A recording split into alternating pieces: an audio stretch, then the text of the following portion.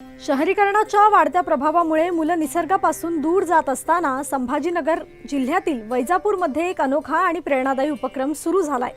आरोहण अकॅडमीत सुरू झालेली निसर्गाची धम्माल शाळा मुलांना पुन्हा निसर्गाच्या सानिध्यात घेऊन येते। वैजापूरमधील हृदयरोग तज्ञ डॉक्टर राजीव डोंगरे आणि त्यांच्या पत्नी विजया डोंगरे यांच्या आरोहण अकॅडमीत एक आगळा वेगळा प्रयोग राबवला जातोय।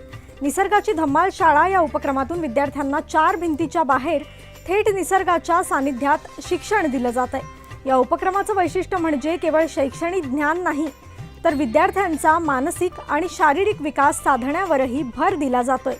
या उपक्रमाच्या उद्घाटन प्रसंगी वैजापूरचे आमदार रमेश पाटील बोरणारे यांनी स्वतः खडू हातात घेत विद्यार्थ्यांचा आउटडोर क्लास घेतला। त्यांच्या या कृतीतून त्यांच्या मनातील शिक्षक पुन्हा एकदा समोर आला। आरोहण अकॅडमी केवळ पुस्तकाचं ज्ञान देणारी संस्था नसून विद्यार्थ्यांच्या मानसिक आणि शारीरिक आरोग्यालाही प्राधान्य देते।